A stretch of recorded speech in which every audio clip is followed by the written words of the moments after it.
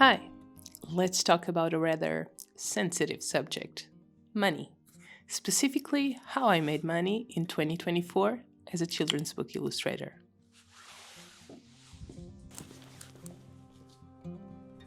Welcome to a new video. If this is the first time you're seeing this face, I'm Elsa and I'm an independent illustrator working mainly in the children's book industry.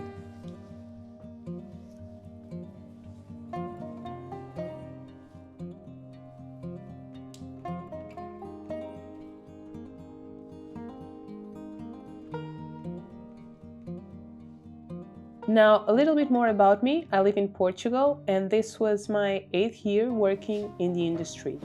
And during these 8 years, I've worked on a little under 50 books that have been translated into around 10 languages, more or less.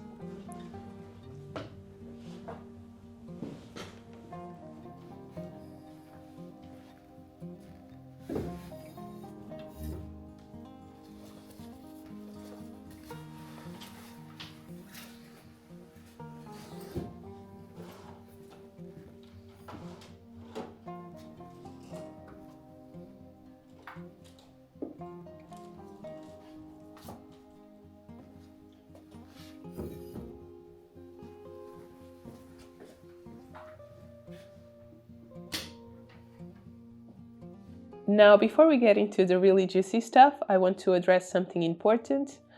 You won't be hearing me talk about any exact euro amounts. Instead, I'll be speaking in terms of percentages to give you a rough idea of where my income comes from and how it fluctuates. And there are a few reasons why I decided to do it this way.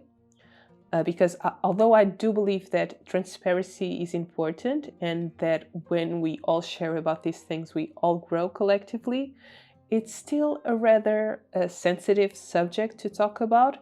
And I hope that I can contribute to the conversation with this video. And also, everyone's financial circumstances are different, right? And what might seem like a good income to one person will not look the same to another one, depending on your lifestyle, of where you live and your expenses, all of those things. So those were the main reasons why I decided to keep it this way. And I hope that I can still shed some light into how you can make a living as an illustrator in this industry. Now, with all of that out of the way, let's get into the really juicy stuff. And let's talk about the income streams that I relied on this year. Let's start with the smallest one that I actually have two that are quite similar. At around 7%, we have royalties and freelance work. If you don't know what royalties are, I basically get a small percentage of money each time a book is sold. And ideally, this percentage is around 5 to 10%, although I have to say that the deals that I've been getting, I usually get somewhere between 2 and 5%, which isn't ideal. But the thing with royalties is that they can take a while to build up, so I just view them as a passive income that may or may not happen. Now, on to freelance jobs. Here I'm collecting work that's not directly connected to the children's book market. This was a new income stream I added this year.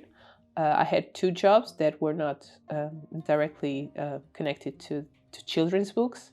And I hope this category appears again next year and that it grows.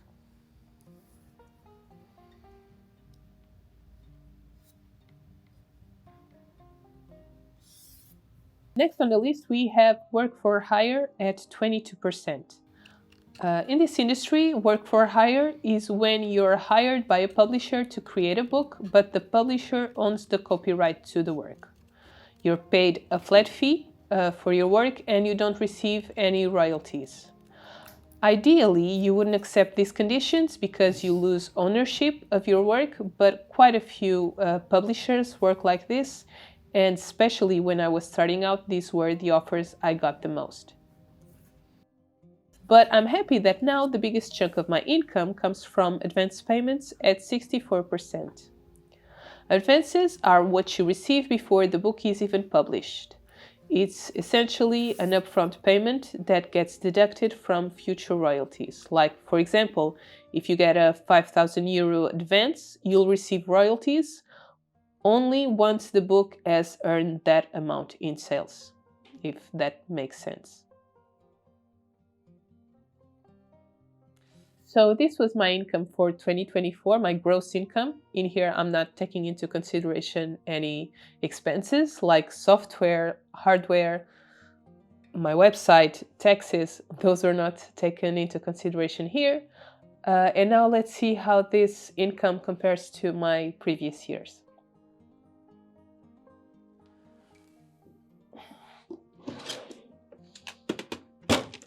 So over the years, I've tried a few different income streams. For instance, I had an online shop where I sold products with my illustrations, like these notebooks that I did, or also this calendar that's from 2017, so you can see how long ago that was. And I also licensed my illustrations for products like these phone cases that have my illustrations in them. And you can see how long ago that was by how old these covers are. But when life got significantly more complicated in 2020, aka when I had my kid, I had to give up on all of those income streams and started relying solely in illustrating books, which isn't ideal. And why is it not ideal? Well, I'm so glad you asked. There are a few reasons why, but basically, the amount of offers I get in a year fluctuates, especially the amount of fair offers that I get in a year fluctuates. And also there's only a limited number of hours in a day, right? So there's only so much I can do in a day, and there's only so many projects that I can accept. And also, when you don't market yourself and when you're not online as much, it's not as easy for new clients to find you. And even the clients you already have, it's not as easy to maintain a connection with them. So it's not as easy for them to remember that you exist. So yeah, those are some of the reasons why it's not great to rely solely in one income stream. With that being said, 2022 was actually my best year in terms of income, but it came at a cost. I was not in a good headspace.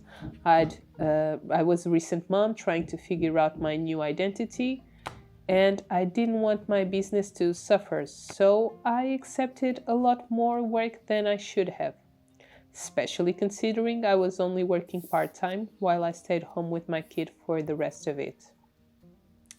So in the end, this translated into a burnout and the beginning of a depression. So it's no surprise that in 2023, my income went down a lot.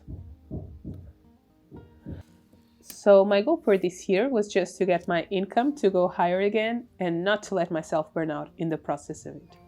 And that was no easy task, let me tell you. But I'm happy to say that I stuck to my boundaries for most of the year, and I said no to quite a few low-paying jobs, even when I had no better prospects. That was really hard to do.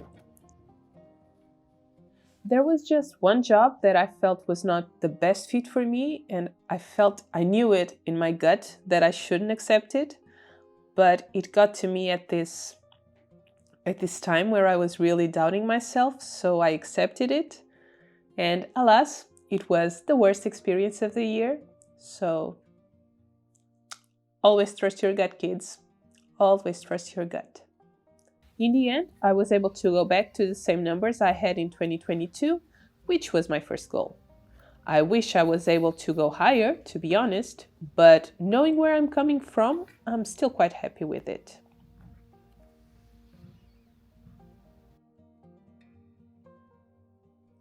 So, about my plans for the new year, let me start by sharing something that happened to me this year. When I was finishing that project that I told you that I shouldn't have accepted, by the end of it, I looked at my work and I felt bored. And I'd never felt like that about my work. And that was scary for me. And when I got to thinking about why that was, I realized that I've been so focused in making my income go higher again that I didn't really take time to have fun with my work. I was just focused in meeting deadlines. So my plan for this year is to try and nurture this passion I have again and fall in love with my work again. And I'm thinking of doing that by exploring different mediums and exploring different subjects in my work. And this sounds lovely to me, right? This idea sounds very romantic, but this is still my job and I still need to make ends meet. And there's a lot I can't control, like the state of the industry right now, which is really scary and gives me major anxiety. But one thing I'd really like to do this year is try and add at least one or two income streams, ideally. I'm not exactly sure what they'll be yet. I have a few ideas, but maybe I'll be able to share those in the next year if I make a video like this. So, this was how I made money as a children's book illustrator in 2024. I hope this gave you a clearer picture of what the business side of things looks like if you're an aspiring illustrator or if you're new in the industry. Um, if you have any questions or if you'd like to share your own experience, please do that in the comments below. I would love to learn from you. And if you like this video, please give it a thumbs up and subscribe. And I'll see you in my next one. Bye.